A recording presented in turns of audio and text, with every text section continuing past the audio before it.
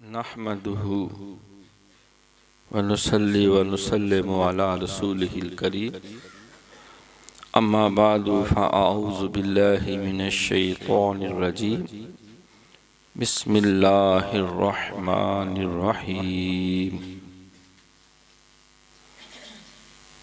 اذا جاء نصر الله والفتح وَرَأَيْتَ النَّاسَ يَدْخُلُونَ فِي دِينِ اللَّهِ أَفْوَاجًا فَسَبِّحْ بِحَمْدِ رَبِّكَ وَاسْتَغْفِرْهُ إِنَّهُ كَانَ تَوَّابًا.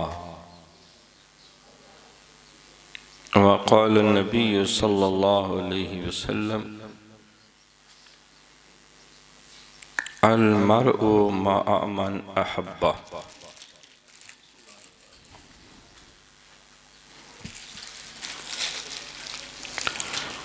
صدق اللہ مولانا العظیم وصدق رسولہ النبی الکریم. رب اشرح لی صدری ویسر لی امری واحلل عقدۃ من لسانی یفقہوا قولی. اللہم صلی علی سیدنا و مولانا محمد و آلہ و صحابہ سیدنا و مولانا محمد و بارک وسلم صلی علیہ. یقین محکم عمل پہ اہم محبت فاتح عالم. یقین محکم عمل پہ اہم محبت فاتح عالم. جہاد زندگانی میں یہ ہیں مردوں کی شمشیریں. حمد و صلوات کے بعد میرے انتہائی قابل صد احترام، قابل قدر، معزز و محترم حاضرین کرام و سامعین اعظام، خواتین و حضرات، برادران طریقت و دختران طریقت و ناظرین کرام، السلام علیکم ورحمۃ اللہ. آج کی یہ سالانہ مجلس درس قرآن جو ماہ رمضان مبارک کی مبارک اور پرکیف ساعتوں کے جلوہ میں ماحول میں انعقاد پذیر ہے، اور مرکز مجددیہ میں یہ برادران طریقت، دختران طریقت، فاروقی برادرز اینڈ سسٹرز، ان سب کا جوک در جوک اور شوق در شوق تشریف لانا یہ اس بات کی علامت ہے کہ نہیں ہے نا امید اقبال اپنی کشت ویراں سے. نہیں ہے نا امید اقبال اپنی کشت ویراں سے. ذرا نم ہو تو یہ مٹی بڑی زرخیز ہے ساقی.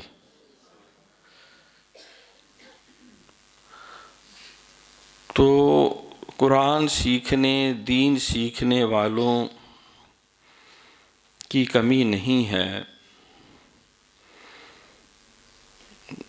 بشرطے کہ کوئی اخلاص کے ساتھ سکھانے والا ہو.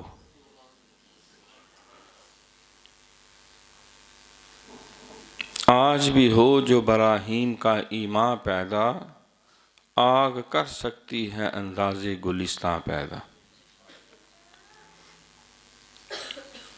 تو معزز خواتین و حضرات، آج 11واں روزہ ہے ماہ رمضان مبارک کی، گویا کہ 11 تاریخ ہے، ایک روز قبل 10 رمضان مبارک. اسی کی مناسبت سے فتح مکہ، جس کو قرآن نے فتح مبین کہا،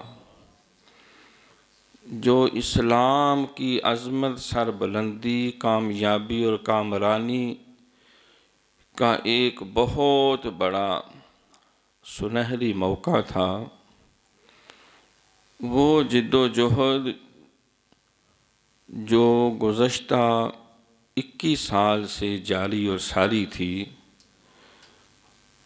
10 رمضان مبارک گویا کہ اس کاوش کا پھل اور ثمر اللہ تعالیٰ نے حضور علیہ السلام اور صحابہ کرام کو عطا فرمایا۔ اِنَّا فَتَحْنَا لَكَ فَتْحًا مُبِينًا، بے شک ہم نے کھول دی آپ کے لیے بڑی واضح کھلی فتح اور کامیابی۔ اور سورۃ النصر جو آپ کی خدمت میں تلاوت کی ہے، یہ بھی اسی فتح مکہ کے پس منظر میں نازل ہوئی۔ اِذَا جَاءَ نَصْرُ اللَّهِ وَالْفَتْحُ، جب آ گئی اللہ کی مدد اور کامیابی، فتح، وکٹری۔ وَرَأَيْتَ النَّاسَ يَدْخُلُونَ فِي دِينِ اللَّهِ أَفْوَاجًا، آپ دیکھتے ہیں کہ لوگ فوج در فوج، جوک در جوک، گروہ در گروہ، یدخلون فی دین اللہ، اللہ کے دین میں داخل ہو رہے ہیں۔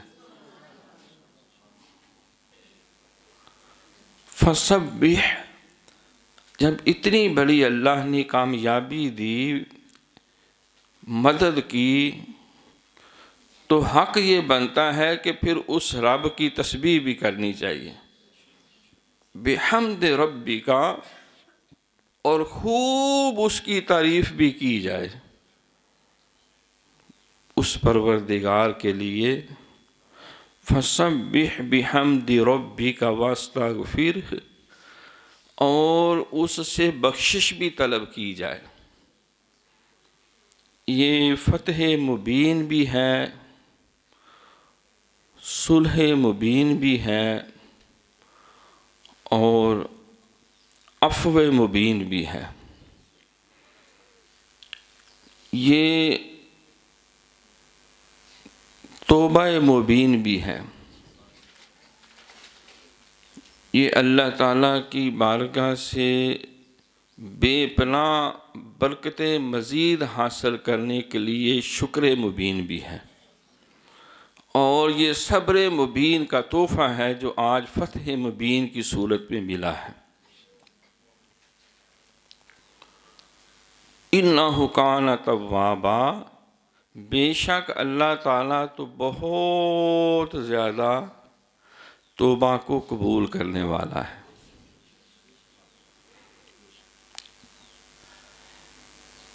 تو سورۃ النصر جو ہے، یہ فتح مکہ کے تناظر میں نازل ہوئی 8 ہجری 10 رمضان مبارک۔ 10,000 سے لے کر 12,000 تک فرزندان توحید کا عظیم الشان لشکر جو ہے، وہ فاتح حیثیت سے مکہ مکرمہ میں داخل ہوا۔ یہ وہی شہر تھا جہاں مسلمانوں کے لیے عرصہ حیات تنگ کر دیا گیا تھا۔ یہ وہی شہر تھا جہاں صحابہ کرام کے اوپر سنگباری ہوتی تھی، لاٹھی چارج ہوتا تھا، تپتی ہوئی ریت اور دہکتے ہوئے انگاروں پہ لٹا کے ان کو پنش کیا جاتا تھا۔ یہ وہی مکہ تھا جہاں پہ اللہ کے نبی کو قتل کرنے کے ان گنت منصوبے بنائے گئے تھے۔ یہ وہی شہر تھا جہاں پر بڑی بڑی سازشیں اور شرارتیں اسلام کو مٹانے کے لیے، دبانے کے لیے نابود کرنے کے لیے بنائی جاتی تھیں، اور وہ سارے بڑے بڑے دشمنان دین، دشمنان اسلام، آج سارے کے سارے وہ پایا زنجیر، گردن جھکائے ہوئے اپنی قسمت کا فیصلہ سننے کے لیے لرزاں اور ترساں کانپتی ٹانگوں کے ساتھ اور خوف و ہراس سے بھرے ہوئے دلوں کے ساتھ کہ آج ہمارے جسم کا کیما ہوگا اور کتوں کے آگے اور چیلوں اور کووں کے آگے پھینک دیا جائے گا، اپنے انجام اور اپنی ان کارستانیوں کا خمیازہ بھگتنے کے لیے موجود تھے، اور کسی میں جرت نہیں تھی اونچا سانس لے سکے۔ یہ وہی شہر تھا جہاں رات کی تاریکی میں امام الانبیاء کو چھپ چھپا کر بھرے ہوئے آنسوؤں کے ساتھ، ہے مکہ تیرے ساتھ محبت، اے کعبہ تیرے ساتھ عشق اور تعلق جو ہے وہ روئے زمین کی ہر جگہ سے بڑھ کے ہے، لیکن تیرے باسی مجھے یہاں رہنے نہیں دیتے، مجھے مجبور کر دیا گیا اس شہر کو چھوڑنے پہ۔ میں تجھے چھوڑ کے جانا تو نہیں چاہتا تھا، تو رات کی تاریکی میں جہاں سے آپ کو ہجرت کر کے نکلنا پڑا، جانا پڑا، آج فاتح کی حیثیت سے حضور علیہ السلام تشریف لائے۔ نور خدا ہے کفر کی حرکت پہ خندہ زن، پھونکوں سے یہ چراغ بجھایا نہ جائے گا۔ اب کیونکہ یہ ایک بہت بڑی فتح مبین ہے اور تاریخ کا اہم ترین ایک باب ہے، جس کے بغیر نہ تو اسلامی تاریخ مکمل ہوتی ہے اور نہ انسانی تاریخ مکمل ہوتی ہے۔ جب مائیکل ہارٹ نے 100 most influential personalities of the world لکھی اور کیٹیگری بنائی کہ ان میں سب سے بلند اور سر فہرست، ٹاپ آف دی لسٹ، اس نے میرے اور آپ کے آقا و مولا مدنی تاجدار حبیب کردگار جناب محمد رسول اللہ صلی اللہ علیہ وسلم کو اس نے لکھا، تو اس میں جملہ دلائل کے ساتھ سب سے بڑی دلیل اس فتح مکہ کو بنایا تھا کہ اس سے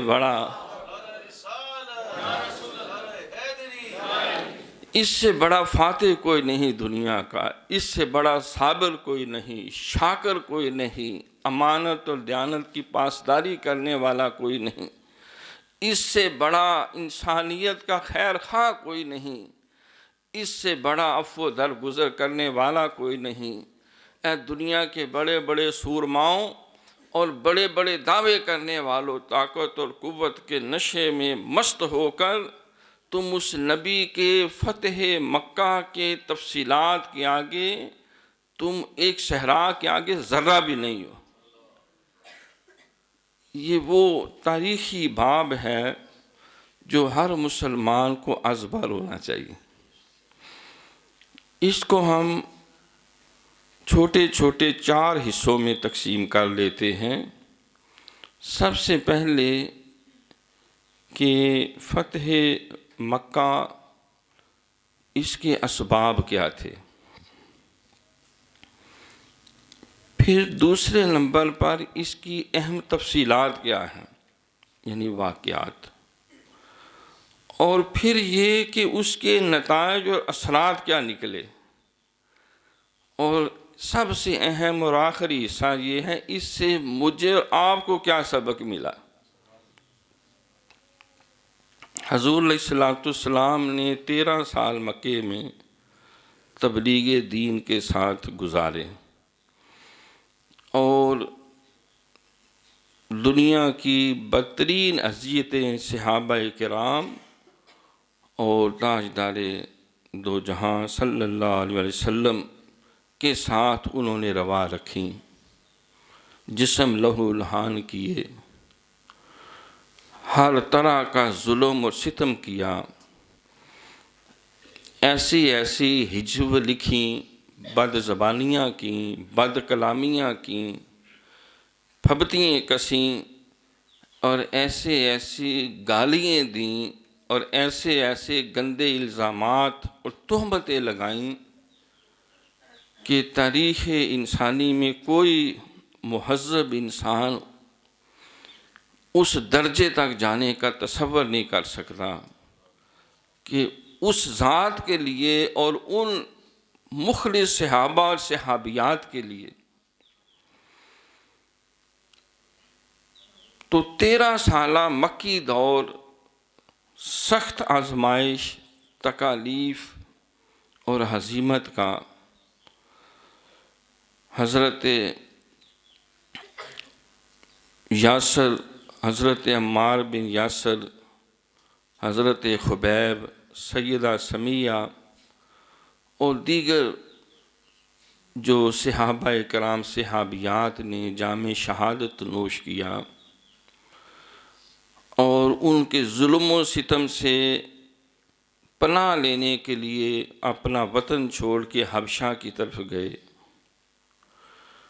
المختصر 13 سالہ مکی دور یہ جہد مسلسل تبلیغ، تعلیم، تدریس اور دنیا کفر اور وہ خانہ کعبہ جو حضرت ابراہیم علیہ السلام نے اللہ کی عبادت کے لیے توحید کا مرکز بنایا تھا، آج وہ شرک کا مرکز بن چکا تھا، جس کے اندر 360 چھوٹے بڑے بت تھے اور اس کے باہر لات، منات، ہبل، عزا جیسے بڑے بڑے بت نصب کیے گئے تھے۔ تو معزز خواتین و حضرات، ہجرت کی اللہ کے حکم سے مکہ مکرمہ سے 13 سال کاوشوں کے بعد بے بس ہو کے مجبور ہو کر مدینہ منورہ، مدینہ النبی، جس کا نام یثرب تھا، سرکار کے جانے سے اس کا نام مدینہ النبی، اللہ کے نبی کا شہر۔ پھر ان 8 سالوں میں بھی مدنی دور میں انہوں نے ایک دن سکھ کا سانس نہیں لینے دیا۔ حضور علیہ السلام کو کم و بیش مختلف غزوات و سریہ 48 ڈاکٹر حمید اللہ صاحب نے بیان کیے، 48 جنگیں لڑنی پڑیں، ان کا سامنا کرنا پڑا آپ کو اور آپ کے صحابہ کرام کو۔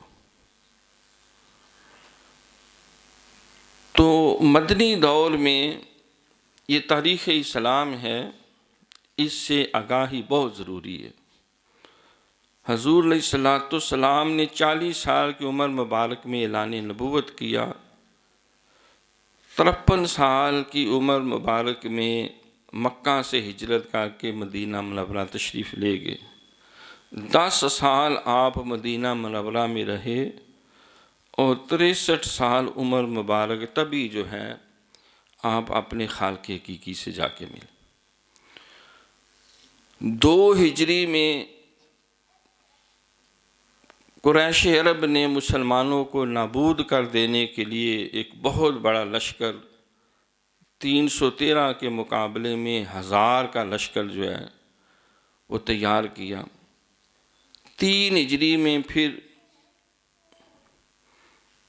غزوہ احد کا واقعہ پیش آیا۔ پھر 5 ہجری میں سارا خطہ عرب کو اکٹھا کر کے ابو سفیان خندق، غزوہ خندق میں وہ جمع ہوئے۔ تو اس طرح یہ جہد مسلسل جو ہے 6 ہجری کو حضور علیہ السلام اللہ کے اذن سے عمرہ کرنے کے لیے 1400 صحابہ کرام کے ساتھ مکہ مکرمہ کی طرف گئے۔ روک دیا گیا اور طویل گفت و شنید کے بعد ایک معاہدہ طے پایا جس کو صلح نامہ حدیبیہ کہتے ہیں۔ حدیبیہ کے مقام پر مکے کے قریب 6 ہجری کو یہ معاہدہ طے پایا کہ ہم 10 سال تک آپس میں جنگ نہیں کریں گے، حرم مکہ اور مدینہ میں کوئی کشت و خون نہیں کیا جائے گا۔ جو قبیلے قریش کے حلیف ہیں، ساتھی ہیں، ان کے حقوق قریش کی طرح ہوں گے، اور جو مسلمانوں کے حلیف اور ساتھی ہیں ان کے حقوق مسلمانوں کی طرح ہوں۔ اور اگر کسی گروہ کے اوپر یا کسی حلیف پہ کوئی ظلم و زیادتی ہوگا تو سارے مل کر اس کو سزا دیں گے۔ اور دیگر اس کے اندر اور بھی کئی شقیں تھیں جو اس وقت ہماری گفتگو کا موضوع نہیں ہیں۔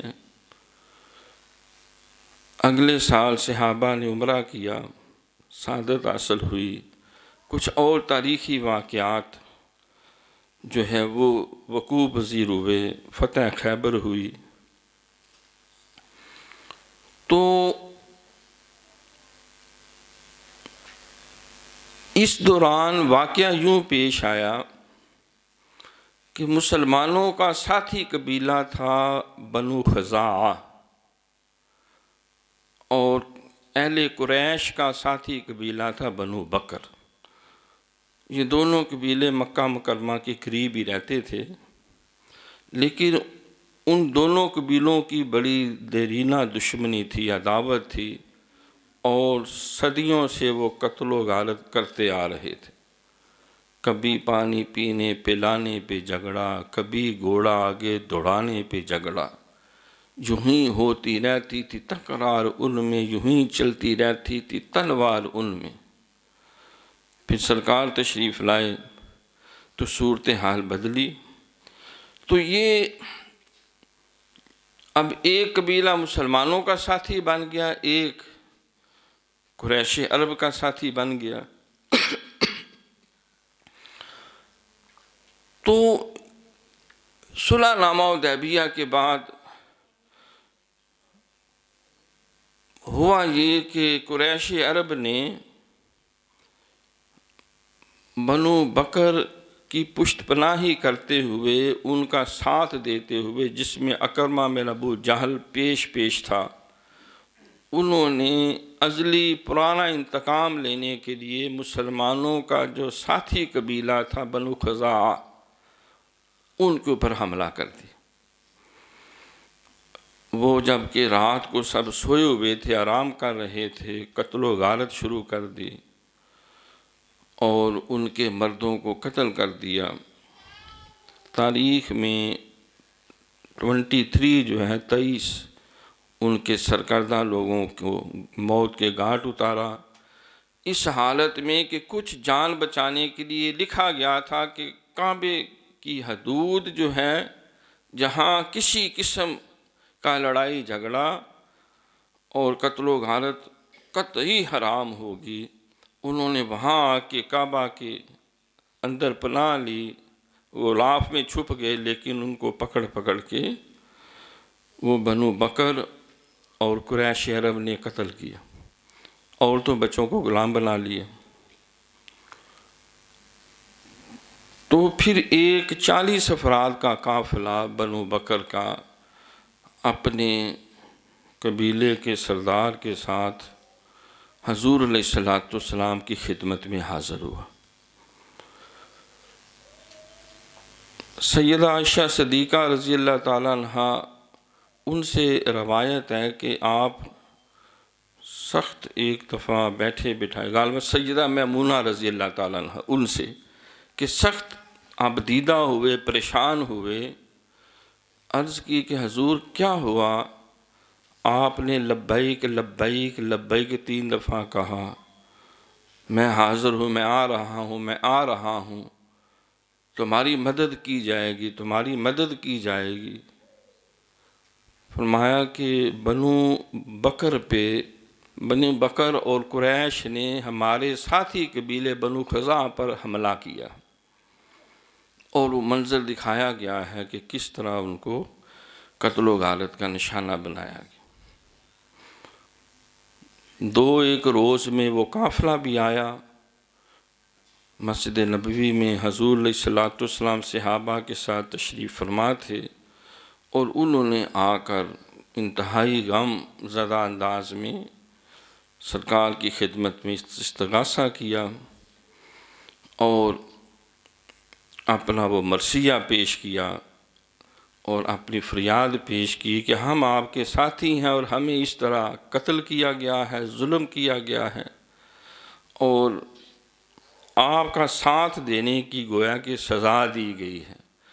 طے یہ پایا تھا کہ اگر کوئی مسلمانوں کے ساتھی قبیلے پہ حملہ کرے گا تو وہ محمد صلی اللہ علیہ وسلم پہ حملہ متصور ہوگا، اور اگر کوئی قریش کے ساتھی قبیلے پہ کرے گا تو قریش کے اوپر حملہ تصور کیا جائے گا۔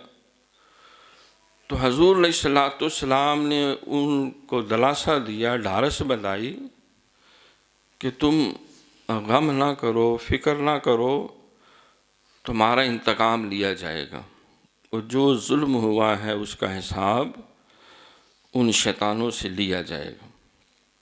حضور علیہ السلام نے کوئی کلام کرنے سے پہلے فوراً 3 صحابہ پہ مشتمل ایک وفد بھیجا،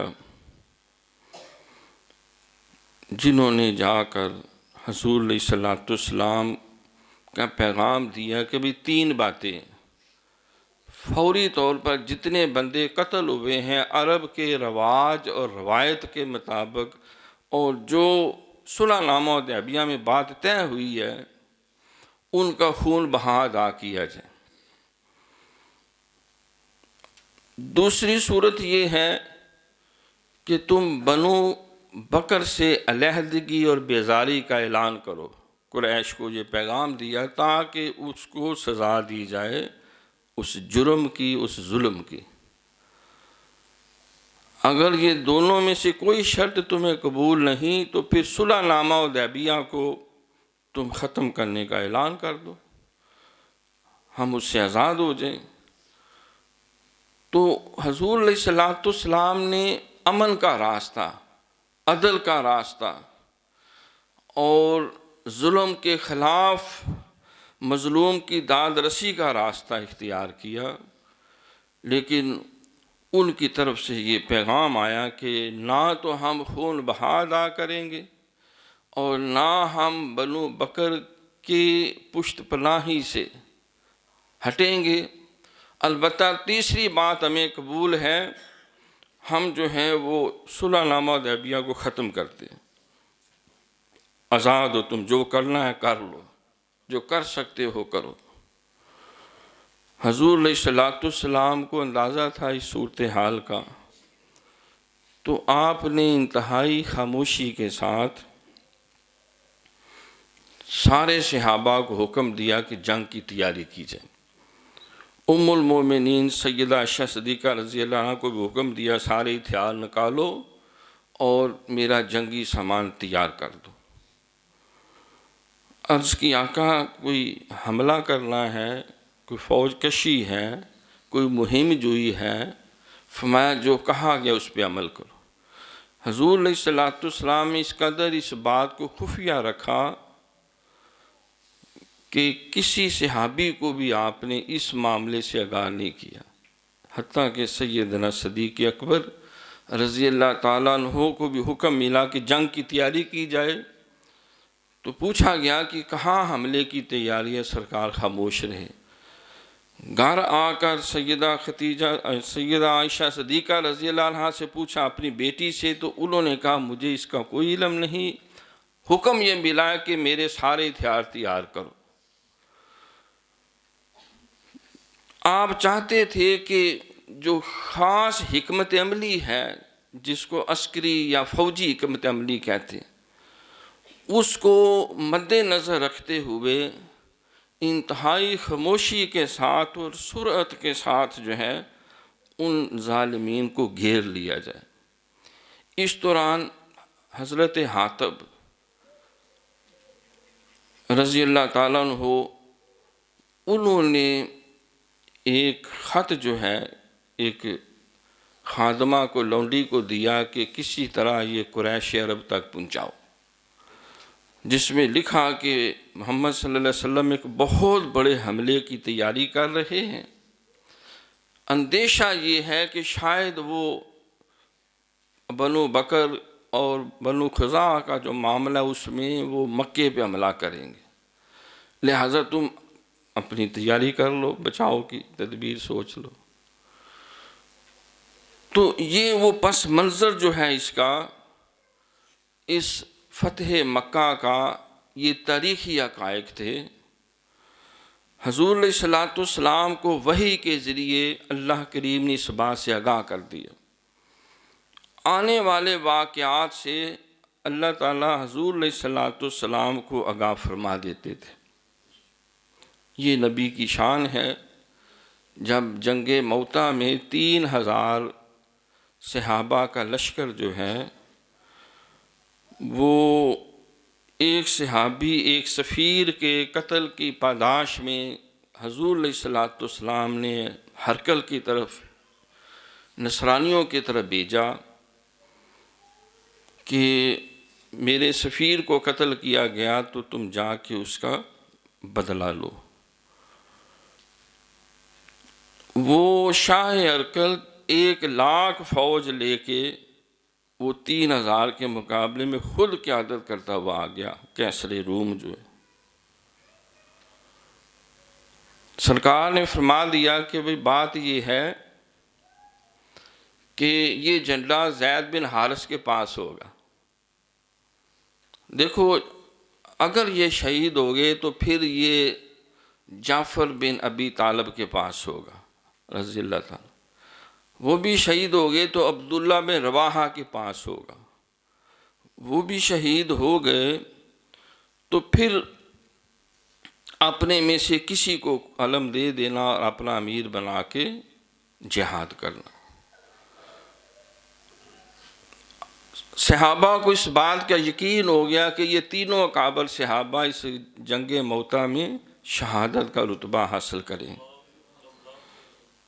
ایسا ہی ہوا، جب وہ پہنچے تھا 1,00,000 کی فوج، یہ 3000 اور وہ جدید ہتھیاروں سے لیس، ان کے پاس اس طرح کے ہتھیار بھی نہیں،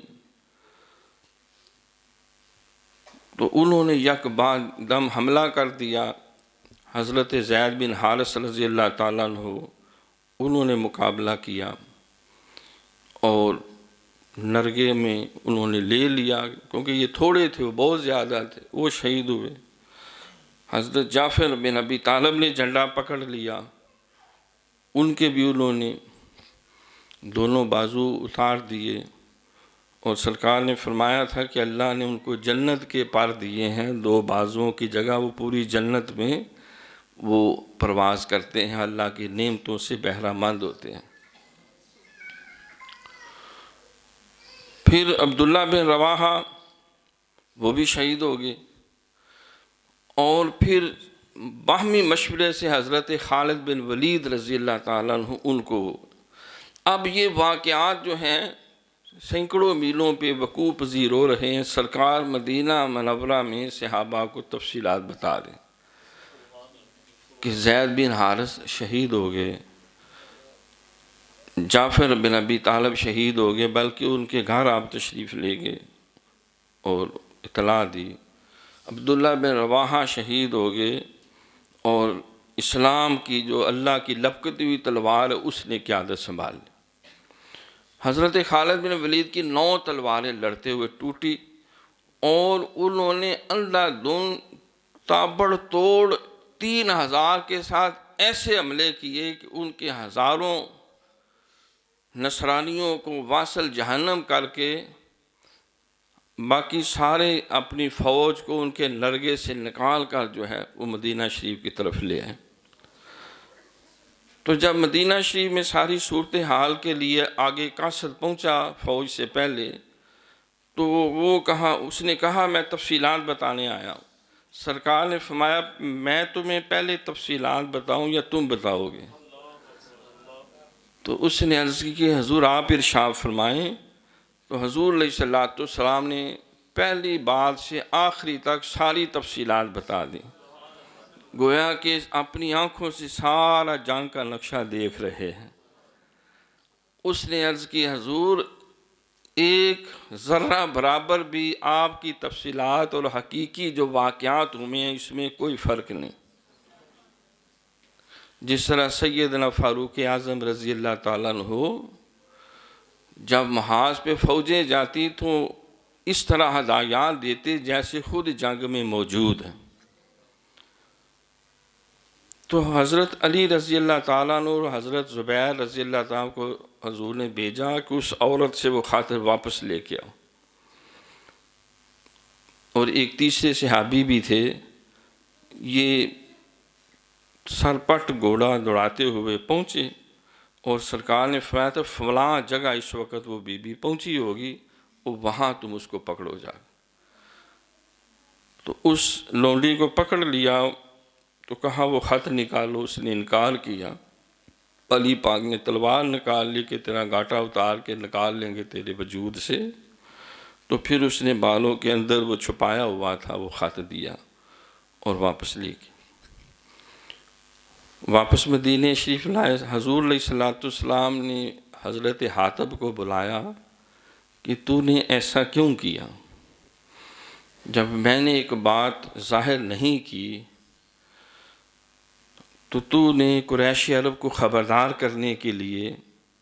اس نے کہا حضور میں مرتد نہیں ہوا اور نہ میں آپ کی نبوت اور رسالت کے بارے میں شک میں مبتلا ہوں، میں نے صرف میرا سارا خاندان بیوی بچے مکے میں ہیں اور ان کی خیر خواہی اور بچاؤ کے لیے کہ میرا اہل مکہ کے اوپر ایک احسان اور بار پڑ جائے تو مجھ سے یہ غلطی ہوئی ہے، تو مجھے معاف کر دیا جائے، میرے بارے میں فوری کوئی فیصلہ نہ کیا جائے۔ صحابہ کی خواہش تھی کہ اس کو فوراً قتل کر دے، یہ منافق ہو گیا، لیکن حضور علیہ الصلوۃ والسلام نے اس کا عذر قبول کر لیا۔ تو جب صحابہ نے عرض کی حضور یہ تو کھلی اس نے غداری کی ہے، تو آپ نے فرمایا کہ بات یہ ہے کہ یہ بدری صحابہ میں سے ہے، اور ان کے بارے میں اللہ تعالیٰ نے قرآن میں یہ بات نازل کی ہے کہ غزوہ بدر میں حصہ لینے والوں تم بے غم ہو، جو اللہ نے تمہارے لیے جنت لازم کر دی۔ تو آپ صلی اللہ علیہ وسلم کا یہ موقف سارے صحابہ نے سر تسلیم خم کیا۔ المختصر واقعات پھر یہ ہوئے کہ آپ 10 رمضان مبارک کو تشریف لے کے گئے، 10,000 صحابہ 2,000 رستے میں ملے اور 12,000 کی یہ فوج اس حالت میں مکہ میں پہنچی کہ ان کو کانوں کان خبر نہ ہوئی اور چاروں طرف مکے کے ماحول کو گھیر لیا گیا۔ سرکار نے حکم دیا کہ ہر سپاہی آگ کا الاؤ روشن کرے۔ رواج یہ تھا کہ 100 لوگ مل کر ایک الاؤ روشن کرتے تھے، لیکن سرکار نے جب 10,000 یا 12,000 الاؤ روشن کروائے اور قریشی عرب نے دیکھا یہ تو لاکھوں کی فوج کہاں سے آ گئی، اتنے آگ کے الاؤ انہوں نے زندگی میں نہیں دیکھے تھے یک بارگی۔ تو رات کی تاریکی میں ابو سفیان حضرت عباس رضی اللہ تعالیٰ عنہ جو ہیں، اس سے پہلے کہ وہ سارے غرق ہو جائیں اس کو ساتھ لے آئے، اور دیگر جو ان کے سرکردہ لوگ تھے آ کے سرکار کے قدموں میں بیٹھ کے انہوں نے توبہ کی، معافی مانگی اور ایمان اور اسلام قبول کیا۔ حضور علیہ الصلوۃ والسلام نے صحابہ کی اور بالخصوص حضرت عباس رضی اللہ تعالیٰ عنہ کی سفارش پہ ان کے عذر اور معافیوں کو قبول کر کے ان کو کلمہ پڑھا۔ تو خواتین و حضرات، یہ فتح مکہ کے جو واقعات کی تفصیلات ہیں اس کو آگے چلتے ہیں۔ اگلے دن پھر حضور علیہ السلام صحابہ کے ساتھ مکہ مکرمہ میں ایک فاتح کی حیثیت سے داخل ہوئے۔ ابو سفیان نے جا کے بتا دیا کہ ان کا مقابلہ کرنے کی کسی کے اندر آج سکت نہیں، لہٰذا کوئی راستہ نہیں ہتھیار ڈالے بغیر، اور میں نے اسلام قبول کر لی۔ ہندا نے بہت برا بلا کہا، بزدلی کے تانے دیے، زود کوب کیا، دھکے مارے، لیکن ابو سفیان نے کہا کہ اپنی حد میں رہو، آج اس کا کوئی مقابلہ نہیں کر سکتا۔ وہ اتنا بڑا لشکر لے کے آیا، تم نے زندگی میں اتنا بڑا لشکر دیکھا نہیں ہوگا کہ خطہ عرب کے اندر جو ہے۔ تو حضور علیہ السلام نے پیغام دے دیا، جو کعبے میں آ گیا امن میں ہے، جو گھر میں دروازہ بند کر کے موجود رہا امن میں ہے، جو ہتھیار پھینک دے وہ امن میں ہے، جو ابو سفیان کے احاطے میں گھر میں چلا گیا وہ امن میں ہے۔ یہ فاتح مکہ کی حیثیت سے سرکار تشریف لے جا رہے ہیں، اور آپ اونٹنی پہ بیٹھے ہیں اور آپ کی گردن اونٹنی کی کوہان سے لگی ہوئی ہے، گردن اکڑی ہوئی نہیں ہے۔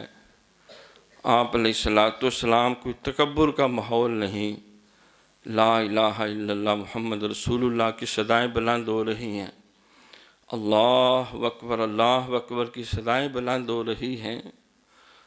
تو حضور علیہ السلام مکہ میں داخل ہوئے، صرف ایک طرف سے جہاں سے حضرت خالد بن ولید داخل ہوئے، اکرمہ بن ابو جہل نے کچھ اوباش اور کچھ دیگر قبائل کے لوگوں کو اکٹھا کر کے تیر چلائے، 3 صحابہ شہید ہوئے، اور جوابی کارروائی میں 13 کافر مارے گئے، باقی پھر طائب ہو گئے، کوئی تتر بتر ہو گئے۔ حضور علیہ السلام نے ناراضگی کا اظہار کیا، تو انہوں نے عرض کیا، حضور انہوں نے خود پہل کی تھی، ہم پہ تیر چلائے، ہم نے صرف اپنا دفاع کیا۔ تو سرکار نے فرمایا اللہ کی ایسی ہی مشیت تھی اور ان کے لیے ایسا ہی لکھا ہوا تھا۔ حضور تشریف لائے، مکہ میں داخل ہو رہے ہیں، اور ہر طرف معافی کا اعلان کیا جا رہا ہے، کسی کا گھر نہیں لوٹا گیا، کسی کو پکڑ پکڑ کے قتل نہیں کیا گیا، کوئی ہتک نہیں کی گئی۔ فاتح مکہ کی حیثیت سے فتح مبین، حضور علیہ السلام سب کو امن دے رہے ہیں، سلامتی کا پیغام دیا جا رہا ہے۔ تو آپ پھر کعبہ مبارک کی طرف تشریف لائے اور فرمایا کہ کعبے کو سارے بتوں سے پاک کیا جائے۔ ایک ایک کر کے بت جو ہے وہ باہر نکال دیے گئے۔ حضرت ابراہیم علیہ السلام کا بھی بت تھا، حضرت اسماعیل علیہ السلام کا بھی تھا۔ تو وہ مختلف بت جو ہیں، انہوں نے جو کعبہ شریف کے اندر یا باہر رکھے ہوئے تھے، وہ انسانوں کے ہی بت تھے، ان کے شہداء کے بت تھے، ان کے جن کو وہ اولیاء سمجھتے تھے، جن کو اپنا وہ لیڈر سمجھتے تھے، رہنما سمجھتے تھے۔ تو پہلے عقیدت تھی، پھر غلبِ محبت اور عقیدت میں بت بن گئے، پھر ان کی پوجا پاٹ شروع ہو گئی، پھر خدا کا مد مقابل ان کو بنا دیا گیا۔ اور ابراہیم اور اسماعیل علیہ السلام کے بتوں کے ہاتھوں میں تیر تھے۔ سرکار نے کہا اللہ تمہیں غارت کرے، حضرت ابراہیم اور اسماعیل نے تو کوئی ایسی تعلیم نہیں دی تھی، اور سب سے بڑا بت جو عزا کا تھا اس کو آپ نے خود گرایا۔ تو الغرض کعبے کو بتوں سے پاک کر دیا، پاک کر کے پھر سرکار نے اندر جا کے تکبیرات پڑھی، 2 نوافل ادا کیے، اللہ کا شکر ادا کیا۔ تو پھر آپ نے خطبہ ارشاد فرمایا۔ آپ نے 15 دن وہاں قیام کیا، لیکن ابتدائی 2-3 دنوں میں جو اس کی تفصیلات ہیں کہ حضور علیہ السلام نے خطبہ دیا، اب وہ سارے مشرکین عرب، سارے دشمن، سارے کفار، سارے ظالمین، اب وہ پایا زنجیر ہیں، اور اتنی بڑی فوج ہے مسلمانوں کی جنہوں نے پورے مکہ کو، سارے ماحول کو گھیرا ہوا، تلواروں کے سے، ہتھیاروں سے لیس ہیں۔ اب وہ موقع تھا امتحان کا، جس کو فتح مبین کہا گیا، جس کو حضور علیہ السلام کو سب سے بڑا لیڈر تسلیم کیا گیا، سب سے بڑا رحیم اور کریم تسلیم کیا گیا، اور رؤوف الرحیم کا بھی مظاہرہ ہوا، عفو درگزر کی، قیامت تک آنے والے لوگوں کے لیے جو مثال قائم ہوئی۔ تو یہ اس موقع پہ حضور علیہ السلام نے نظر دوڑائی، وہ جو کافر اور مشرک اور ظالم اور دشمن جو لرزاں ترساں تھے، اور حضور علیہ السلام کا حکم سننے کے لیے، جس کا انہیں توقع تھی کہ ہمیں اڑا دیا جائے گا، حضور علیہ السلام نے پوچھا، تم جانتے ہو میں تمہارے ساتھ کیا سلوک کرنے والا ہوں؟ ان کی جانیں، روحیں نکل گئیں، اور انہیں اپنی موت سر پہ منڈلاتی ہوئی نظر آئی۔ تو ان کے چند اکابرین نے ہاتھ جوڑ کے کہا کہ آپ ایک مہربان بھائی ہیں اور مہربان باپ کے بیٹے ہیں، ہم آپ سے رحم اور کرم جو ہے اس کی امید رکھتے ہیں۔ حضور علیہ السلام نے فرمایا کہ میں آج تمہیں وہی پیغام دیتا ہوں جو یوسف علیہ السلام نے اپنے بھائیوں کو دیا تھا، لا تثریب علیکم اليوم فاذهبوا انتم طلقاء، آج تم سے کوئی مواخذہ نہیں ہے، اور تم سب جاؤ، تم سب آزاد ہو، اور تم سے کوئی انتقام نہیں لیا جائے گا، تم سب کو امن دیا جاتا ہے۔ ایک اور موقع پہ حضور علیہ السلام نے یہ بھی فرمایا کہ لا تثریب علیکم اليوم یغفر اللہ لکم وہو ارحم الراحمین، کوئی تم سے مواخذہ نہیں، اللہ تمہیں معاف کرے، تمہارے گناہ بخشے، اور وہ سب سے زیادہ رحم فرمانے والا ہے۔ حضور علیہ السلام نے عام معافی کا اعلان ہوا، ان کی جانوں میں جان آ گئی، ان کے چہروں پہ رونق آ گئی، ان کو اپنی زندگی کی نوید مل گئی، ان کو حیات نو مل گئی، اور آپ علیہ السلام نے جب یہ کلمات کہے تو مورخین لکھتے ہیں کہ پھوٹ پھوٹ کے وہ رو رہے تھے، اور ان کی آنکھوں سے آنسوؤں کے سیلاب امڑ آئے کہ ہمیں معاف کر دیا گیا، ہماری جان بخشی کر دی گئی۔ مزید حضور علیہ السلام نے فرمایا کہ جب ہم مکے سے گئے تھے تو جن صحابہ کے تم نے مکانوں پر، دکانوں پر اور جائیدادوں پہ قبضہ کیا تھا، جاؤ وہ بھی تم سب کو بخشے جاتے۔ پھر وہ اور بسیج گئے۔ حضور علیہ السلام نے وہ مثالیں قائم کی، تو ان بدترین دشمنوں میں کون کون تھے وہ آپ سارے جانتے ہیں، جنہوں نے ہر طرح کا ظلم روا رکھا تھا۔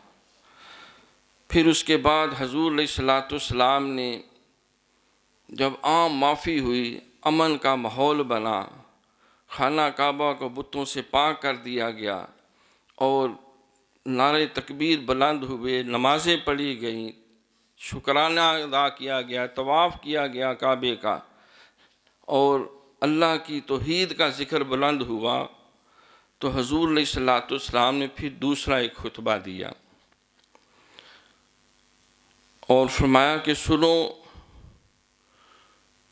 یعنی یہ جو تفصیلات ہیں فتح مبین کی، سنو، جتنے جاہلیت کے فخر اور غرور ہیں وہ سارے کے سارے میں نے پاؤں کے نیچے رون دیے ہیں۔ حالانکہ کیسرا لا کیسرا بعد ذالک، حالانکہ کسرا لا کسرا بعد ذالک، آج کے بعد کوئی کیسر اور کسرا ہونے کا دعویٰ نہ کرے، جاہلیت کے جتنے تفاخر تم نے بنائے ہوئے تھے، برادری کی وجہ سے، خاندان کی وجہ سے، دولت کی وجہ سے، اولاد کی وجہ سے، جاگیر کی وجہ سے، چال بازیوں کی وجہ سے، تجارت کی وجہ سے، وہ سارے اعزازات میں نے پاؤں کے نیچے روند دیے ہیں، سوائے خانہ کعبہ کی خدمت کی جو سعادت ہے اور حاجیوں کی خدمت اور پانی پلانے کی جو سعادت ہے۔ حضور علیہ السلام نے عثمان بن طلحہ کو بلوایا، وہ کانپتا ہوا آیا۔ ایک دفعہ سرکار نے کہا، جب آپ مکہ میں تھے، وہی دروازہ کھولو، میرا دل چاہتا ہے میں کعبہ شریف کے اندر جاؤں۔ تو اس نے کہا کہ یہ تو نہیں ہو سکتا، مجھے ابو جہل نے منع کیا ہے، اور منع کیا کہ کوئی محمد صلی اللہ علیہ وسلم کا ماننے والا وہ کعبے کے اندر نہیں جا سکتا، اور آپ کو کسی صورت چابی نہیں دے سکتے۔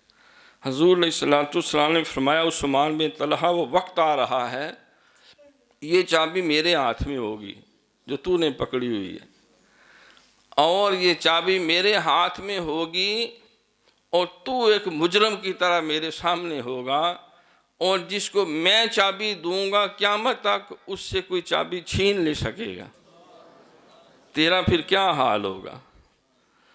تو سرکار نے عثمان بن طلحہ کو بلایا، وہ کانپ رہا ہے اور چابیاں سرکار کے ہاتھ میں پیش کر رہا ہے، جولی پھیلا کے۔ سرکار نے فرمایا، عثمان بن طلحہ، یہی وہ چابی ہے جس کا میں نے تمہیں کئی سال پہلے بات سنائی تھی، جو دعویٰ کیا تھا، آج اللہ نے وہ سارے وعدے پورے کر دیے ہیں۔ پھر حضور نے وہ چابی لی، ان اللہ یامر ان تؤدوا الامانات الی اہلھا، یہ چابی میں عثمان بن طلحہ کے سپرد کرتا ہوں، اور جو کوئی اس خاندان سے یہ چابی چھینے گا وہ سب سے بڑا ظالم ہوگا، وہ ظالمین میں سے ہوگا۔ آج تک وہ چابی عثمان بن طلحہ کے خاندان میں چل رہی ہے۔ کعبے کا دروازہ صرف وہی کھول سکتا ہے جو عثمان بن طلحہ کی اولاد سے ہے۔ یہ سرکار کا وہ عفو درگزر تھا، یہ کرم تھا، یہ انتقام لے رہے ہیں حضور علیہ السلام۔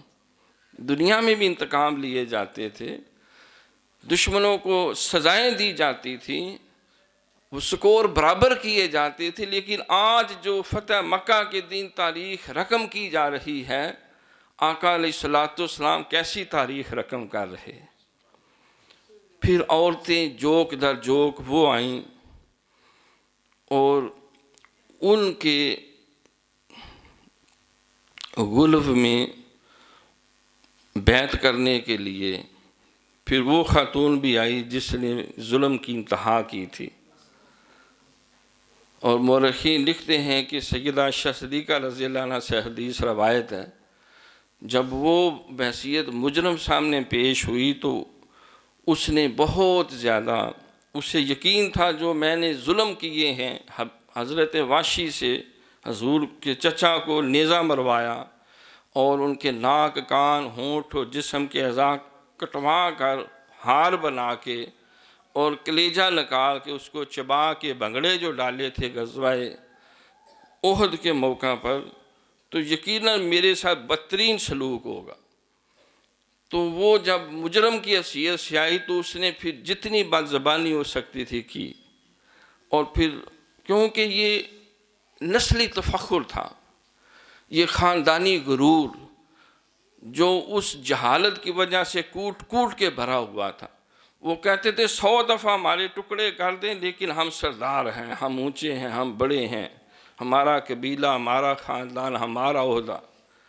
ابو جہل نے بھی کہا تھا کہ اے عبداللہ بن مسعود، نعوذ باللہ، چرواہے اور 2 ٹکے کے انسان، جو تانے اس نے دیے تھے مرتے وقت بھی، تیری اتنی اوقات نہیں کہ میرے جیسے سردار کی گردن پہ پاؤں اس طرح تو رکھے، لیکن اب میں گرا ہوا ہوں، میری گردن ذرا نیچے سے کاٹنا، کہا کہ جب نیزے پہ رکھو تو پتہ چلے کوئی سردار ہے۔ یہ وہ جہالت تھی جس کو سرکار ان کے رگوں سے، ان کے وجود سے کھرچ کے ہمیشہ کے لیے دفن کرنا چاہتے تھے۔ اب ہندا بھی اسی غرور کے اندر عتبہ کی بیٹی وہ آئی اور ابو سفیان کی زوجہ، تو بد زبانی کی انتہا اس نے کر دی۔ حضور علیہ السلام نے کوئی اقدام نہیں کیا، گردن جھکا کے اس کے سارے وہ جتنی وشنام ترازی تھی اس کو صبر سے سنا۔ جب وہ خاموش ہوگی کہ اب فیصلہ سنایا جائے، جو اسے نظر آ رہا تھا مجھے قتل کر کے ٹکڑے کر کے کتوں چیلوں کے آگے پھینکا جائے گا، سرکار نے نظر پھر اٹھائی اور فرمایا کہ اے ہندا، تم مجھے جو مرضی کہتی رہو، تم ہمیں جو مرضی کہتی رہو، ہم نے تو تمہیں معاف کر دیا، ہم تو کوئی انتقام نہیں لیں گے، میں انتقام کے لیے تو آیا ہی نہیں، میری تخلیق جو انتقام جوئی کے لیے نہیں، رحم جوئی کے لیے۔ مورخین کہتے ہیں اس کا کئی رنگ بدلے، اسے یقین آیا میں کیا سن رہی ہوں۔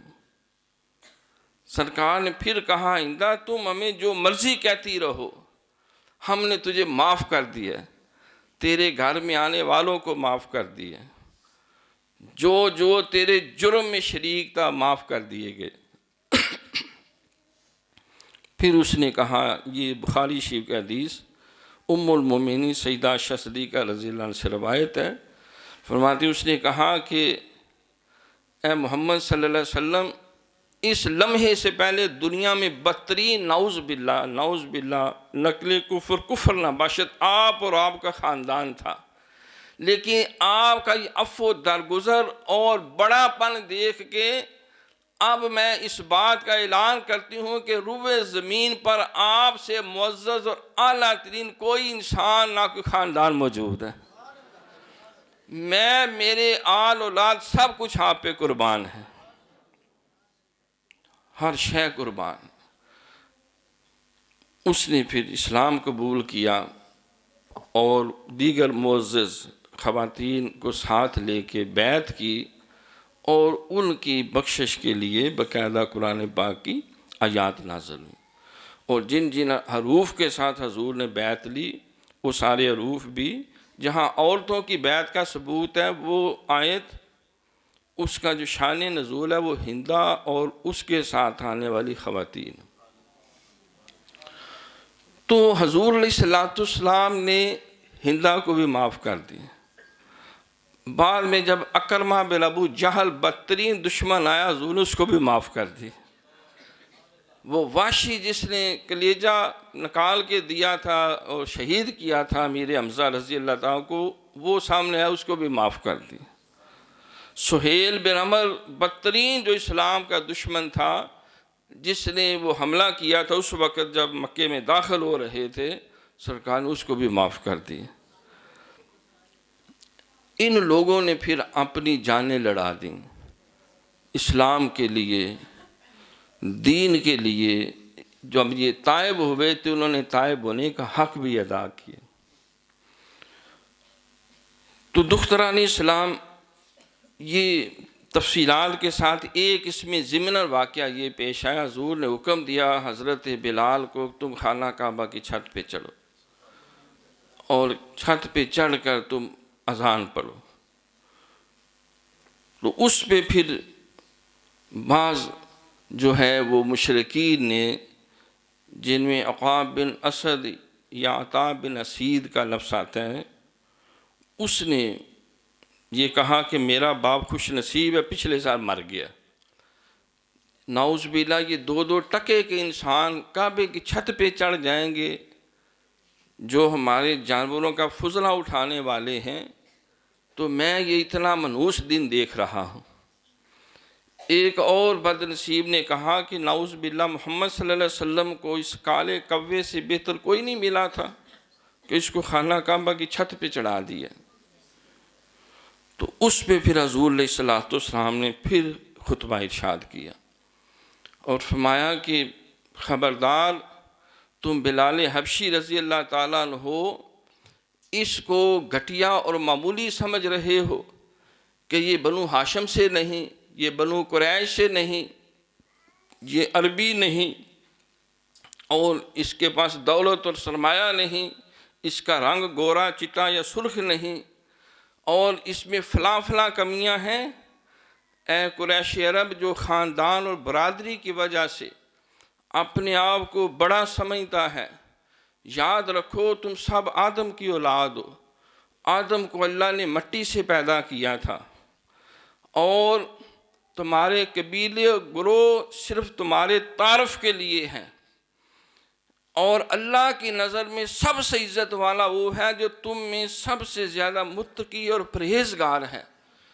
اگر تم خاندان اور برادری کی وجہ سے اس کو گھٹیا اور اپنے آپ کو بڑھیا سمجھتے ہو تو اللہ کی نظر میں گوبر کے کالے کیڑے سے بھی زیادہ تم ذلیل اور حقیر ہو۔ یہ وہ تاریخی مساوات کا پیغام ہے جو سرکار نے عملی طور پہ پیش کیا۔ مساوات کے دعوے تو سارے کرتے ہیں، سارے انسان برابر ہیں، لیکن جہاں پھر حالات کے سامنا ہوتا ہے تو پھر وہ سارے دعوے پیچھے رہ جاتے ہیں۔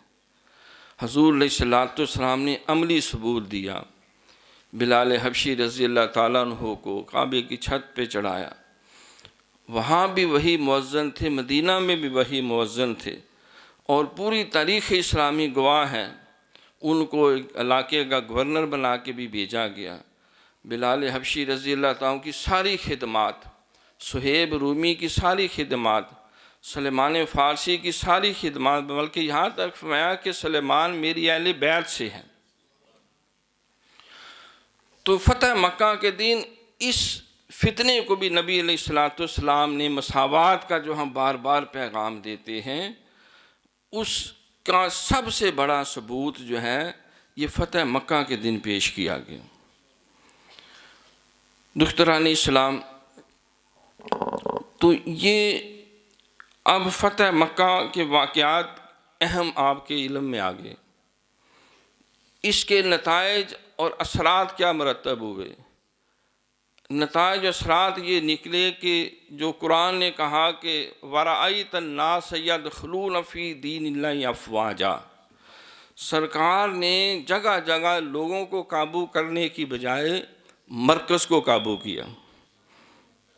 جو سٹریٹجی ہے جو مجدد الفسانی رحمۃ اللہ علیہ نے اختیار کی، آپ نے ہندوؤں کو نہیں چھیڑا، سکھوں کو نہیں چھیڑا، اور جو چھوٹے موٹے گناہ گار تھے ان کو نہیں چھیڑا، آپ نے بھی براہ راست جو اکابرین تھے جن کے زیر اثر پورا نظامی سلطنت چل رہا تھا، آپ نے حکمرانوں کا گریبان پکڑا۔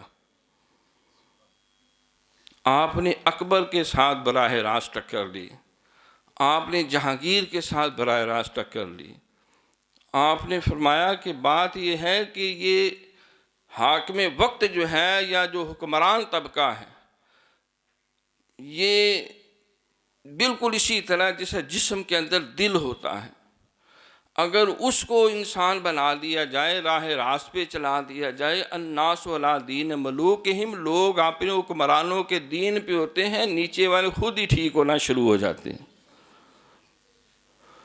یہ وہ سٹریٹجی تھی، حکمت عملی تھی کہ سرکار نے جب مکے کے بڑے بڑے اکابرین کو قابو کر لیا، انہیں راہ راست پہ لے آئے، تو پورا خطہ عرب جو ہے وہ دیکھتے ہی دیکھتے سارے کا سارا مسلمان ہو گیا، بجائے ایک ایک قبیلے کو آپ پکڑتے۔ آپ نے جو مرکز تھا خطہ عرب کا، مذہبی بھی، تجارتی بھی، روحانی بھی، سیاسی بھی، معاشرتی بھی اور معاشی بھی، ہمہ جہت مرکز تھا، مسلمانوں کا مرکز پہ قبضہ ہو گیا۔ نتیجہ یہ نکلا کہ جتنی برانچز تھی خود بخود ان کے زیر اثر آ گئیں۔ وہ چند قبیلے جنہوں نے سر اٹھانے کی کوشش کی، وہ چند گھنٹوں کے اندر سارے کے سارے کچل دیے گئے اور ان کو تیر کی طرح سیدھا کر دیا گیا۔ تو فتح مکہ سے پہلا اثر یہ ہوا کہ مرکز پہ قبضہ ہوا تو گویا سارا عرب زیر نگیں ہو گیا۔ حضور علیہ السلام کی حیثیت جو ہے پورے خطہ عرب کے اندر ایک حاکم وقت کی، ایک حکمران کی، ایک سپہ سالار کی، ایک سب سے بڑے فاتح کی، سب سے بڑے مدبر کی، سب سے بڑے عفو درگزر کرنے والے کی، سب سے زیادہ صبر و ثبات کا مظاہرہ کرنے والے کی، جتنے اوصاف حمیدہ یا اخلاق جلیلہ کسی انسان کے اندر آئیڈیل مثالی طور پہ پیش کیے جا سکتے ہیں، حضور علیہ السلام کی وہ ساری حیثیتیں عملی طور پر جو ہے ظاہر ہو کے سامنے آ گئی، اور سب کو اس کے آگے سر تسلیم خام ہونا پڑا۔ حضور علیہ السلام ایک اثر یہ ہوا کہ جو یہ تصور تھا کہ یہ نبی علیہ السلام نعوذ باللہ ہمیں بڑھ کے مار رہے ہیں کہ یہ سارا خطہ عرب صحابہ تمہارے قدموں میں ہوگا، یہ شام کی چابیاں تمہیں دے دی، عراق کی چابیاں مل گئیں، مصر کی چابیاں مل گئیں، اب ہر طرف تمہارا جو ہے وہ رعب و دبدبہ قائم ہو گیا اور سارے علاقے تمہارے زیر نگیں آ گئے ہیں۔ وہ کہتے تھے یہ کیسا انسان ہے، اپنی جان بچانے کے لیے رات کی تاریکی میں بھاگ گیا اور سارے کے سارے کفار و مشرکین ڈھونڈنے میں لگے ہوئے ہیں، اور دعوے یہ کر رہا ہے، خوشخبریاں یہ دے رہا ہے سراقہ بن جاشم کو کہ تو کس طرح ایران کے کنگن پہن کر اس کے تخت پہ بیٹھا ہوگا۔ یہ کیسی دماغ نعوذ باللہ شاید چل گیا۔ تو جتنے وعدے قرآن میں پوری تفصیلات ہیں، حضور علیہ السلام کی حدیث میں پوری تفصیلات ہیں، جتنے وعدے تھے وہ سارے کے سارے 100% پورے ہو کے ظاہر ہونا شروع ہو گئے۔ انہیں یقین ہو گیا کہ اگر آج مکہ اور عرب اس نے فتح کر لیا ہے تو کیسر و کسریٰ بھی فتح ہو جائے گا، یہ ساری دنیا کو فتح کر سکتا ہے، کیونکہ اللہ نے جتنے وعدے اپنے نبی سے کہ حضور نے پہلا جو خطبہ دیا تو اس میں یہ بات بھی کہی تھی، دیکھو آج ایک اکیلا شخص جو نکلا تھا حق کا علمبردار بن کے، تو اللہ نے اس بندے کی مدد کی ہے، اور آج اللہ کی مدد سے ہم نے پورا خطہ عرب جو اس کو فتح کر لیا ہے۔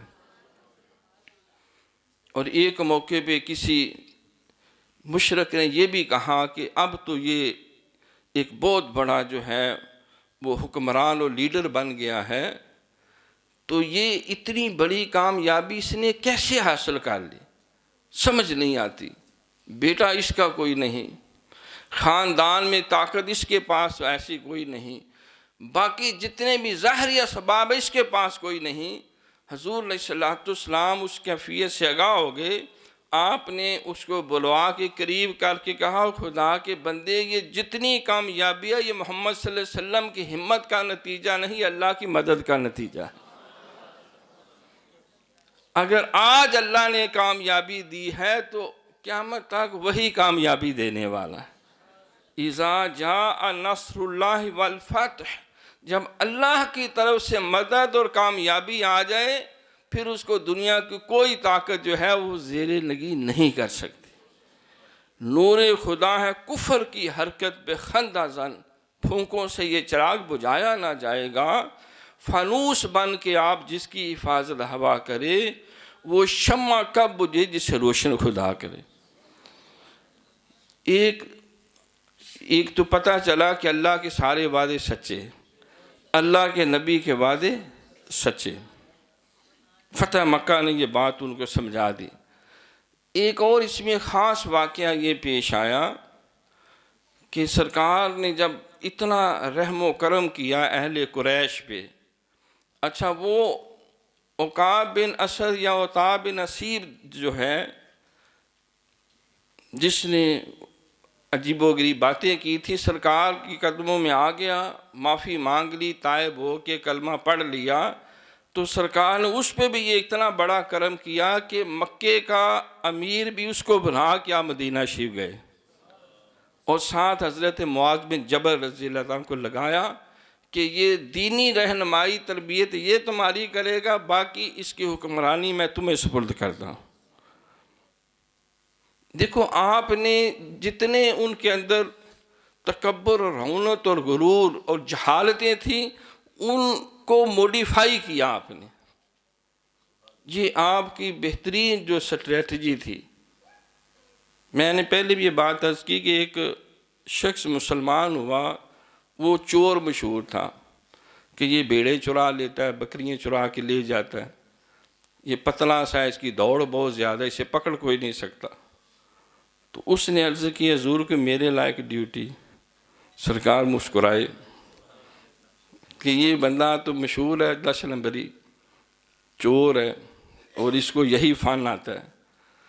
سرکار مسکرائے، فرمایا کہ جتنے مختلف قبیلوں میں مسلمانوں کے قیدی جو ہیں، جو کافروں نے پکڑ کے رکھے ہوئے ہیں، ان سب کو آزاد کروا کے لاؤ، کیونکہ ریکنگ کرنا اور اندر گھس جانا اور گریلا جنگ لڑنا اور خفیہ طریقے سے بیڑے چرانا تو بندے چرا لو۔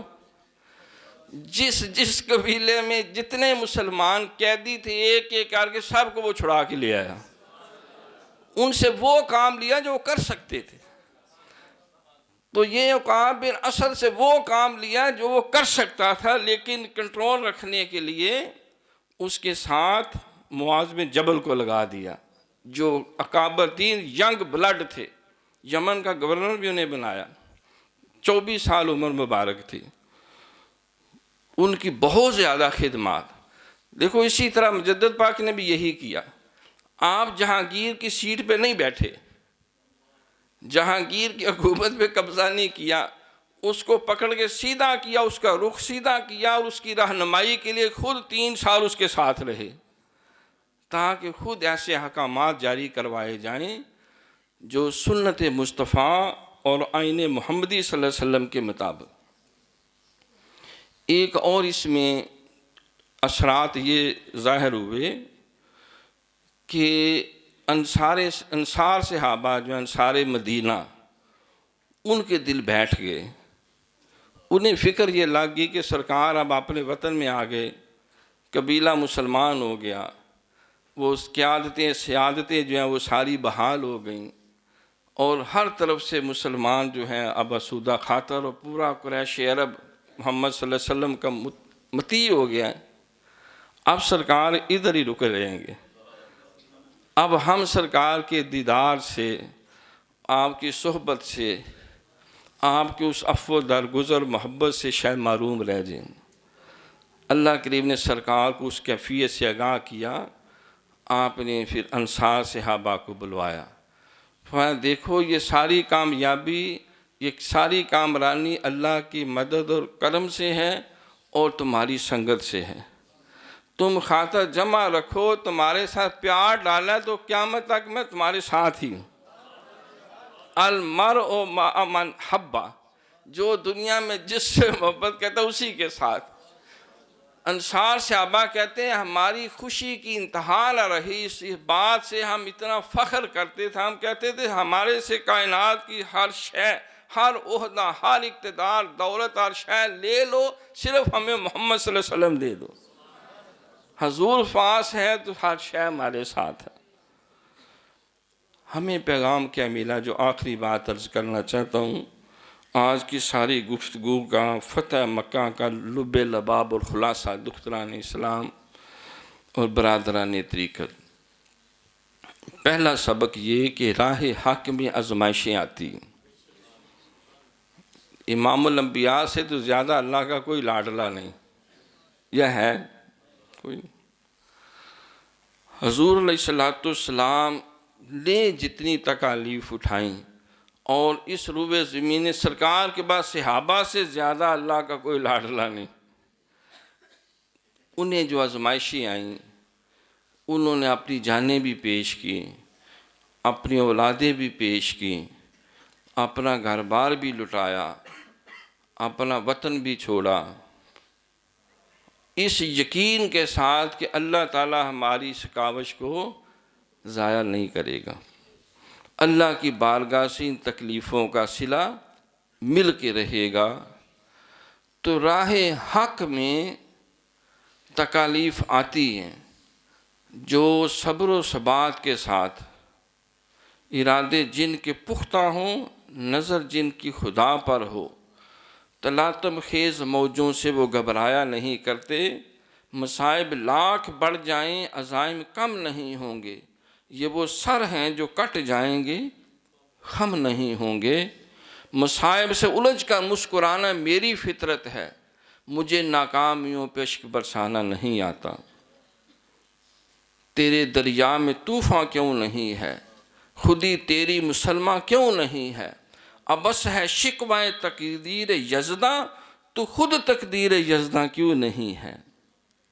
اللہ کو پامردی مومن پہ بھروسہ، ابلیس کو یورپ کے مشینوں کا سہارا۔ تو جو اللہ پہ ایمان اور یقین رکھتے ہیں کہ اس نے کہہ دیا وَلَا تَهِنُوا وَلَا تَحْزَنُوا وَأَنْتُمُ الْأَعْلَوْنَ إِن كُنتُم مُؤْمِنِينَ، غم نہ کرو، دل چھوٹا نہ کرو، ہر کامیابی تمہارے قدم چومے گی، تم ایمان کے راستے پہ ڈٹے رہو۔ تو اگر کوئی آزمائش آ جاتی ہے، بعض کہتے ہیں حضرت صاحب نے کیا دیا، اس وظیفے کا تو کوئی فائدہ ہی نہیں ہوا، ہم نے تو بڑی جان مار لی، نہ ابا نمازی بنا، نہ اماں نمازی بنی، نہ بیوی نماز پڑھتی ہے، نہ شوہر نماز پڑھتا ہے، نہ کوئی باری بات مانتا ہے نہ سنتا ہے۔ کل ایک جگہ ادھر افطاری تھی تو ایک ساتھی بڑے بولے پن میں کہنے لگا حضرت صاحب فلاں کو یہ ملا، فلاں کو وہ ملا، مجھے بھی کوئی چھوٹا سا لفظ بتائیں، میں جس کو پھونک ماروں اس ٹھیک ہو جائے، سیٹ ہو جائے۔ اور میں نے کہا بھئی بات یہ ہے کہ پہلے خود ٹھیک ہو جاؤ، پھر تمہاری پھونک سے باقی بھی ٹھیک ہو جائے۔ انشاءاللہ میں تو خود ابھی ٹھیک پتہ ہو گیا، نہیں ابھی تو میں ہونا ٹھیک، میں پہلے اپنے آپ کو ٹھیک کرو۔ وَأَنْتُمُ إِن كُنْتُم مُؤْمِنِينَ، ایمان کو شرط بنایا گیا، پہلے خود مومن بنو۔ یا ایھا الذین آمنوا آمنوا باللہ ورسولہ، اے ایمان کا دعویٰ کرنے والوں، ابھی ایمان تمہارے حلق سے نیچے نہیں اترا، اس کو دل میں جانے دو، اس کو کردار میں پھیلنے دو۔ جب اس کا نور پھیلے گا تو تمہیں گلہ شکوہ نہیں کرنا پڑے گا، جہاں قدم بڑھاؤ گے اللہ تعالیٰ کی مدد و نصرت پہلے پہنچ جائے گی۔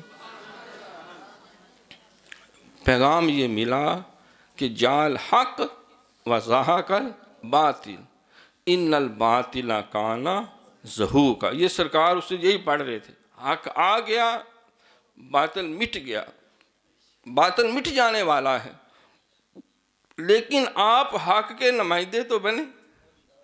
ہم خود 5 نمازیں نہ پڑھیں، خود زکوٰۃ نہ دیں، خود حج نہ کریں، خود روزے نہ رکھیں، خود سچ نہ بولیں، خود جو ہے وہ برائیوں سے اپنا دامن نہ بچائیں، تو دوسروں کو کہیں گے تو کیا اس کی تاثیر ہوگی؟ لما تقولون ما لا تفعلون، کبر مقتا عند اللہ ان تقولوا ما لا تفعلون، تم باتیں وہ کیوں کہتے جس پہ خود عمل نہیں کرتے؟ اللہ کے نزدیک بڑی بدتمیزی ہے، بڑی جسارت ہے کہ وہ کہتے پھرو جس پہ عمل نہیں کرتے۔ سرکار نے فرمایا کہ 2 لوگوں نے میری کمر توڑ دی ہے، ایک وہ جو نیک تو ہے لیکن علم کوئی نہیں، اور ایک جو ہے اس کے پاس علم تو ہے لیکن عمل کوئی نہیں۔ مجدد پاک نے اگلی بات بھی کی، آپ فرماتے ہیں کہ ہمیں دین سے 3 چیزیں ملی ہیں، علم ملا ہے، اور اس علم کے ساتھ عمل ملا ہے، اور اس عمل کے اندر اخلاص نیت ملا ہے کہ ہر عمل ہو اللہ کے لیے۔ وَيُطْعِمُونَ الطَّعَامَ عَلَىٰ حُبِّهِ، وہ کھانے بھی کھلاتے ہیں دکھاوے کے لیے نہیں، ووٹ لینے کے لیے نہیں، نوٹ لینے کے لیے نہیں، کاروبار چلانے کے لیے نہیں، وہ حج عمرے اور امور خیر کرتے ہیں اپنا جھنڈا اور شملہ اونچا کرنے کے لیے نہیں، عَلَىٰ حُبِّهِ، صرف اللہ کی محبت میں کہ میرا اللہ مجھ سے راضی ہو جائے۔ تو یہ بات طے ہوئی۔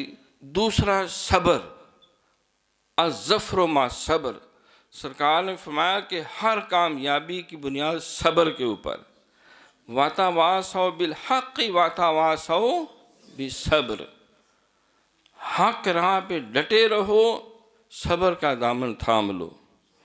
ان اللہ مع الصابرین، اللہ کہتا ہو تم صبر کر رہے ہو، ٹینشن نہ لو۔ اب صبر ہے کیا؟ نیکی کی بات کرتے چلے جائیں، برائی پہ لعنت بھیجتے چلے جائیں، چھوڑ دیا اس کو، ہم نے کچھ نہیں کرنا۔ دیکھو مقلب القلوب اللہ کی ذات ہے، اللہ نے سرکار کو بھی یہ نہیں کہا کہ تم ان کے اوپر نگہبان ہو، جس کو تم ٹھیکے دار ہو، اے محبوب آپ کا کام ہے وما علینا البلاغ المبین، آپ خیر کی بات کہیں، کن پٹی پہ بندوق رکھ کے یا دھونس و دھاندلی کے ساتھ لا اکراہ فی الدین قد تبین الرشد من الغی، میں کہہ رہا ہوں کیوں نہیں مار رہا، میں اڑا کے رکھ دوں گا، وہ تیری کیا اوقات ہے، یہ سٹیٹس تو اللہ نے امام الانبیاء کو نہیں دیا، انہیں بھی کہا کہ آپ نے پیغام پہنچانا ہے، دیکھو آپ پہ تبلیغ کرنا تو فرض ہے، میرے اور آپ پہ تو فرض نہیں، فرض کفایہ کہہ لیں، سنت کفایہ کہہ لیں، مستحب کہہ لیں، سنت کہہ لیں۔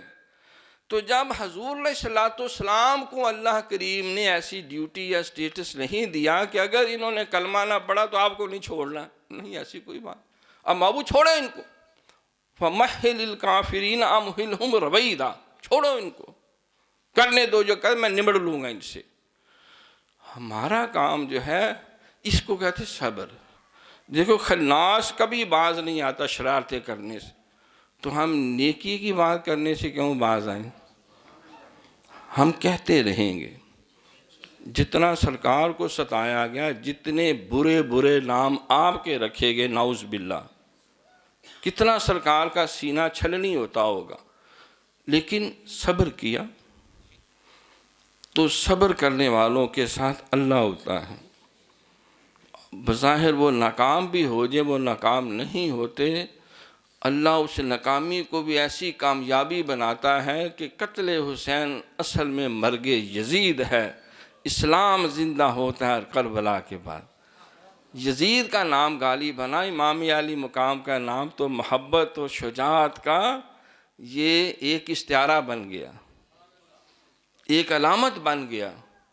شاست حسین بال شاست حسین، دینست حسین دین پناست حسین، سر داد نہ داد دست در دست یزید، حقہ کے بنائے لا الہ است حسین۔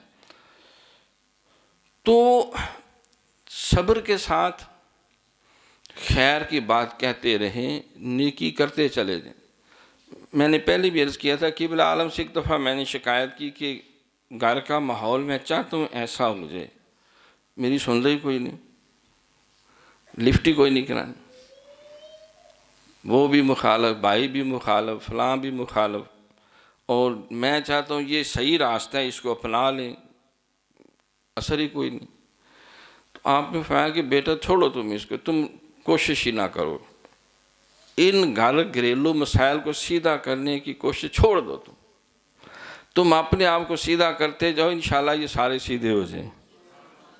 مجھے بات تو پوری سمجھ میں نہ آئی، لیکن جو انہوں نے کہا وہ میں نے عمل کیا۔ میں نے کسی کو سیدھا کرنے کی، کسی کو سمجھانے کی، کسی سے کانا پھونسی کرنے کی، کسی کا کان وننے کی، کان ونر، اس کے کان میں سر، اس کے کان میں، اور تو بندے دا پتر مانو، تو یا کرو، اس کے بعد چھوڑ دیا۔ میں حیران ہوں کہ میرے خیال 2 مہینے بھی نہیں گزرے ہوں گے، ہر شے ٹھیک ہو گئی۔ یہ صبر ہے، یہ صبر ہے۔ جس کو ہم صبر کہتے ہیں وہ صبر نہیں ہوتا، وہ بے صبری ہوتی۔ ہم کہتے ہیں گولی اندر تو چوبا جلندر، بس ادھر ہمارے منہ سے بات نکلی تو جنید بغدادی بن جائے، ایسا نہیں ہے۔ اللہ تعالیٰ نے ابراہیم علیہ السلام کو بیٹے کی بشارت دی، جو میں نے تفسیر میں پڑھا، 14 سال بعد وہ ظاہر ہوئی تھی۔ زکریا علیہ السلام کی ایک دعا قبول ہوئی، وہ بھی کوئی 13 سال بعد ظاہر ہوئی، انہیں یحییٰ علیہ السلام۔ تو آپ صبر کریں اور یقین رکھیں کہ اللہ آپ کو دنیا سے گزرنے نہیں دے گا جب تک وہ نعمت آپ کے قدموں میں ڈھیر نہ کر دے۔ اچھا ڈھیر نہیں کر دے، روند نہ دے، اتنی دے گا کہ آپ کے قدم اس سے اوپر چلے جائیں گے۔ ہمیں یہ پیغام ملا فتح مکہ سے کہ صبر کے ساتھ کامیابی، اور جو سب سے مشکل ترین پیغام ہے، جو کوئی بھی نہ سننا چاہتا ہے نہ عمل کرنا چاہتا ہے، وہ عفو درگزر ہے۔